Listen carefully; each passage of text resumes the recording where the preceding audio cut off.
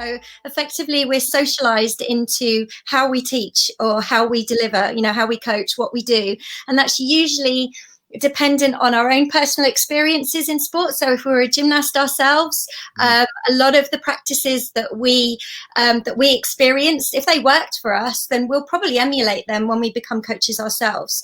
Also, but sometimes that can include the not so great practices as well, and how we interact with children, particularly at elite level. And I think with gymnastics being such an early specialist sport, we are dealing with children and not adults, and it's really easy to forget that they're not little mini adults, they're actually little children at a certain developmental level, and we've got to remember that when we're teaching them, and as they grow, and all the things around body, sort of body image and how they feel about themselves. What we do in the gym for 25-30 hours a week, can actually have such a huge impact on them.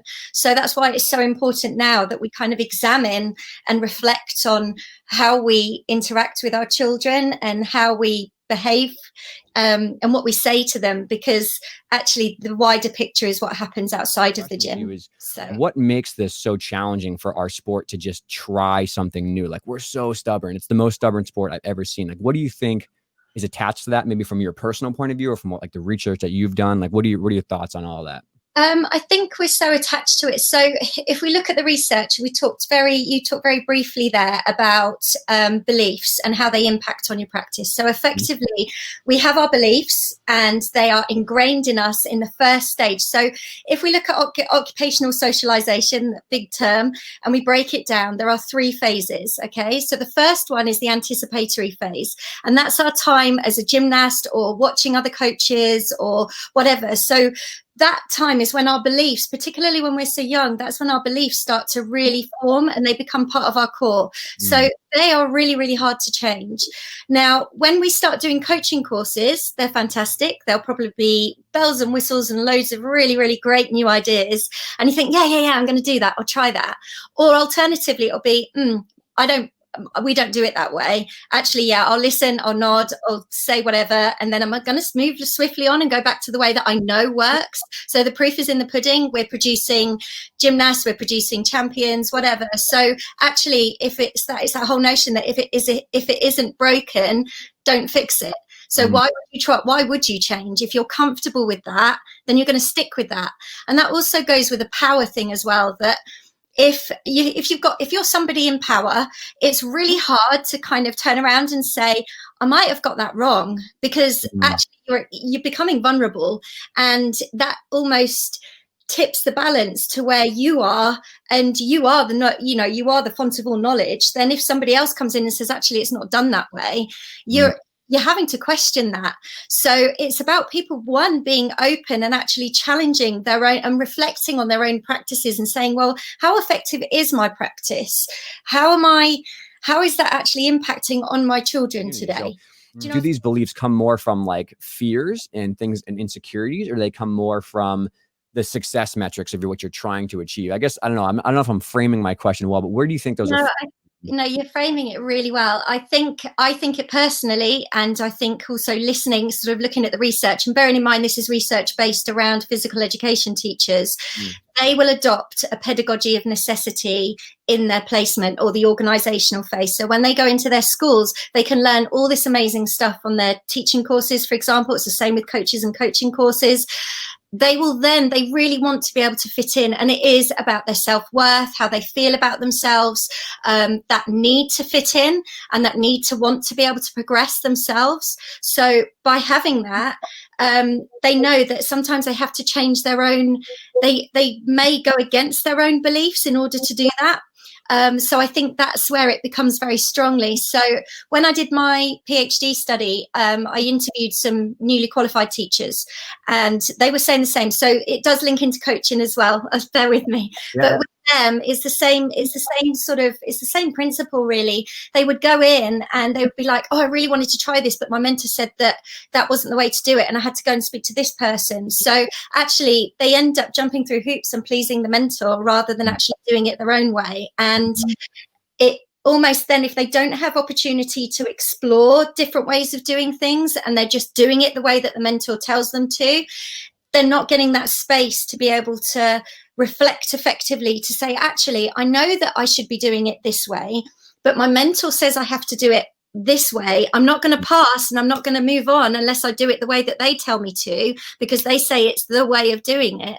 So that's where we need the strength. So actually it's about reflecting effectively as well. So the mentors need to be trained to be able to reflect with the people that they're working with, because actually it's our new blood, our new generation of coaches that have some amazing ideas and some amazing things. They've got a wonderful voice, but how often do we turn that voice up loud enough for them to be heard? To come from above, that actually we are all human and we make mistakes. And if someone said to me, Michelle, you got that, I really didn't like the way you did that. And sometimes in yourself that are going, was I a bit sharp with that kid there? Yeah, you were a bit sharp. You maybe needed to, and I'm lucky that where I work at the moment, we have that. So I know in myself if I don't feel like I've addressed something as well as I could have done. And it's that ability to reflect.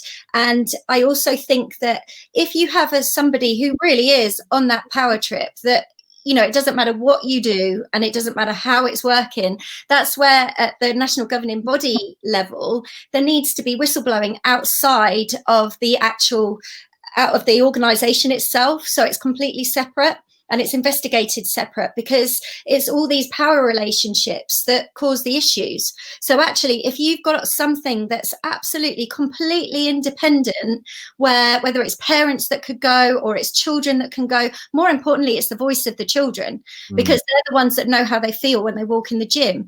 So regardless of how powerful that person is, this is where that is their abuse of power when they're behaving that way. So actually, if we've then got an abuse, whether they recognize it or not, they need someone else to kind of say, that's completely unacceptable and it's not okay to behave that way. So we're now dipping into, rather than sort of the low level change, we're talking about massive change where somebody has not behaved appropriately, or they've, like the athlete A, and they're not calling it out. How many people, if everybody ignores what's going on, then, and these children that, if you think about their bodies and how they feel about themselves, gymnasts are used to being handled.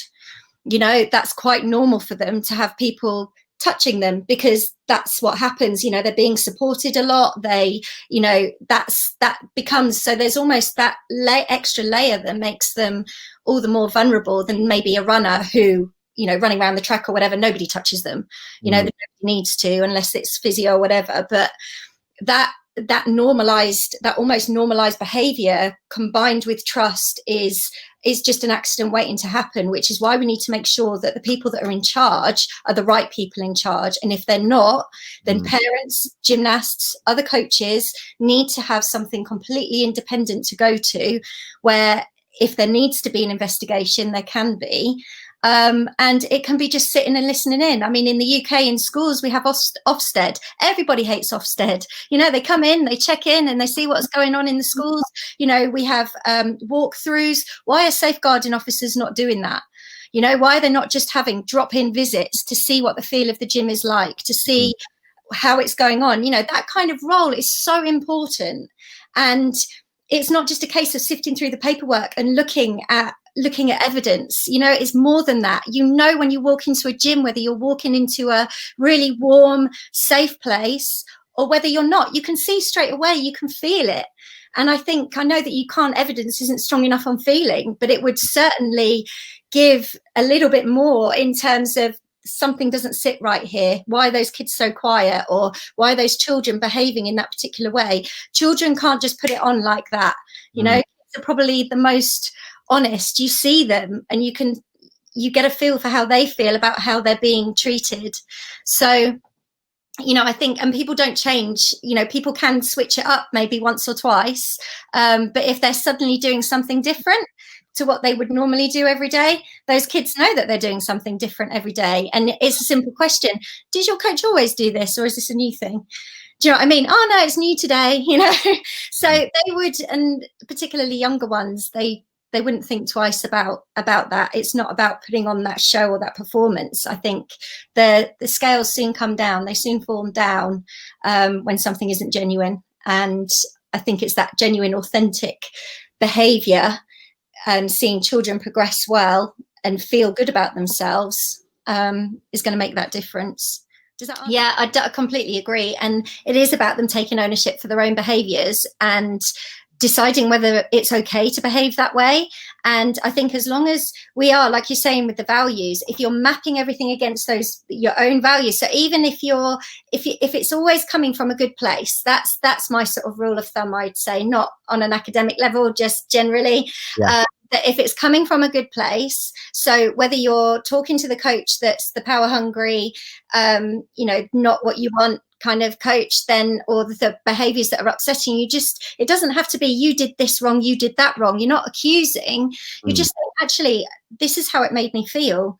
I just felt really uncomfortable with that. And it's the same with that gymnast, so what's going on? Why did you behave that way? And it's talking about, whenever you've had some form of discomfort, emotional discomfort, or they're doing something that they shouldn't, we need to flip it back and we need to restore it afterwards. So it's called like restorative justice. So actually you have that conversation, and through that conversation, you're helping them recognize what was okay and what was not okay, but it's leading that conversation effectively to make that work. Because again, like you were saying earlier, if it's just that's how it needs to be, you behave that way, that's the end of it. If they don't understand the reasons why, they'll resort straight back to doing what they were doing before, because that's clearly okay to them until they're told that it's not. So whether it's bullying behavior, or whether it's just generally being lazy and not doing what they should be doing, or distracting other people, you've got to work with actually what are the reasons behind that. Is it that they're being difficult, or is it actually that they're scared to death of doing whatever you're doing, or not necessarily scared, but they've got reservations, or they're not fitting into the group as well as they would like to fit into the group. So by having that conversation afterwards, you can actually start to bring that back down and get to the root of it and then deal with it.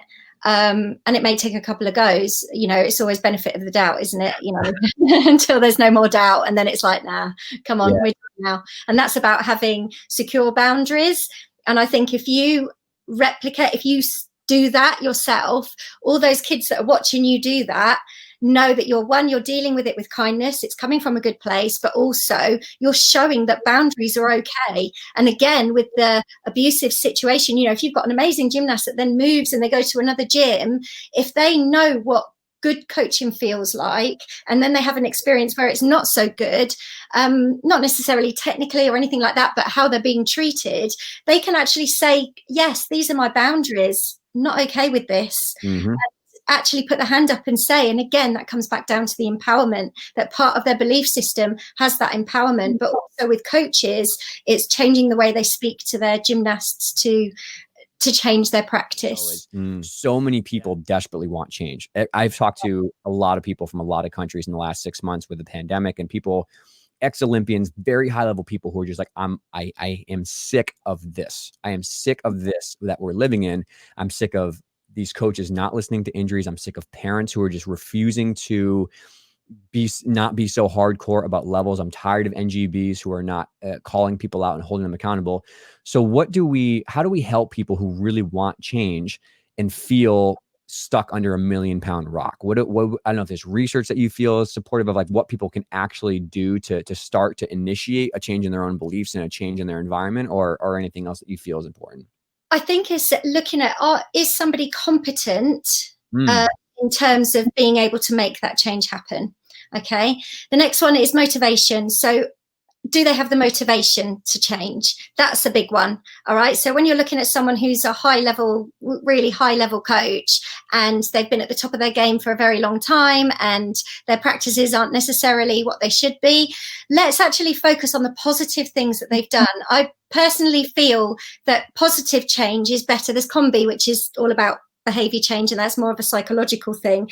But I think actually, are they competent in promoting that change? So actually, if you look and go, oh my goodness, you've done an amazing job with those, with those gymnasts, and you've done this, and you're actually saying, and you're saying that's really great. However, there's always that however, not always a but actually saying to them, how did you deal with that? And it's about asking, I think personally, it's about asking the right questions and dealing with it positively, and putting those nuggets of positivity into the negative practice. Things like, so there's something called self-determination theory, which looks at what your motivations are, and we need to make sure that children have do they have opportunity to make decisions. So when we're coaching, do they actually have opportunity to make decisions about what's going to happen to them next, or are we just telling them? So that's the first one. And the second one is structure and competence. Do they have a structure where they feel competent? So are we putting it at the right level? So effectively, if their functional sort of skills aren't working correctly, and they're not strong enough for something, then why are we pushing on that skill? Take it back a bit, do the conditioning, do the prep. Don't be scared to go back to the prep, and that's okay. Whereas some will just I've seen kids in competition before where they're chucking these skills, and I don't scare easily, but you're literally sick in your mouth watching them, because you think, oh dear God, they're gonna break the necks, and you can almost see the accident before it happens because they've not been prepared enough. So it's actually, if coaches and gymnasts themselves are standing up and saying, no, we're not doing this, then actually in terms of competition and the NGBs and everything else, they're going to have to do the same. Because if the gym clubs vote with their feet, that's the masses, isn't it? By having safe, strong practice, and then either the strongest are going to go through, or the ones that are ready, rather than chucking left, right and centre where they're not ready and it's not okay, and they're training on injuries, and take that out. If they're injured, they shouldn't be there. If they can't walk on it, take them out. It's not hero status. That's not okay. And it's actually making it socially unacceptable. Don't give them hero status because they competed on an injury. Actually take time out, go to the next competition. It's perfectly okay to go to the next one. So that's where the systems can change with that. And then the last one is relatedness. Do they have that sense of belonging? So if they've got that sense of belonging in your gym because you're looking after them and they're looking after you, and they feel that empowerment and they feel safe and secure, they're going to do stuff because they want to. And again, that is the bit where they are motivated for themselves. They're not motivated because their coach is telling them to do it, and they're not turning up to practice thinking, oh God, I've got another 4 hours of this and I don't want to do it. Physical education lessons in the UK tend to be 2 hours long. So in a whole time that a child is watching their teacher, it's something like 15,000 hours they watch their teacher. So you think, how many hours are they watching their coaches? All right. So if you've got a gymnast that's in there 25 hours a week, 20 hours a week, 10 hours a week, that's a lot more than 2 hours a week. So therefore, they are spending a lot of time, and those socialized behaviors are becoming part of their belief system, which again is why it's so important that they don't see us blow up left, right and center, that we accept when we get it wrong, and that actually, I'm really sorry I shouted, I shouldn't have done that, but I did feel really cross and I just need to acknowledge that. And sometimes it is acknowledging that we're human and that sometimes we get it wrong, but noticing that and saying, yeah, that was wrong. I shouldn't have dealt with it that way. And I think your kids are going to have a lot more respect that if we do get it wrong, because we are human, that we actually say, I'm so sorry. We go in with the best intention, and sometimes people do get it wrong, and for whatever reason. So actually, and I'm not talking about wrong as in power trip and all that kind of stuff. I'm talking about your general came in, had a bad day and had a little bit of a moan at somebody. So that kind of thing, you go, I'm really sorry that I spoke to you that way. Okay. And then they'll go, oh, that's okay. But they recognize that you got it wrong. So, again, about that behaving, sort of creating change, we are now, what's going on in the gym is going to educate and inform the future generations of coaches, which is why it's so important that socialized shift, the norms and values that we have in the gym, start shifting now. So we are showing more and more good practice, and actually recognizing and saying, I'm really sorry, I shouldn't have done that, or I shouldn't have said that, because then you're actually acknowledging that something didn't go quite right. If it believe it in your heart of hearts and you're passionate and you love your gymnastics and it's a beautiful, beautiful sport. So we need to make sure that environment is the most beautiful environment for children to grow up in, because they're spending too many hours with us not to enjoy it. So, let's make them the best people that they can be, not damaged little people that have so many issues when they grow up. Let's make them, let gymnastics make them, not actually break them, I think is the take home.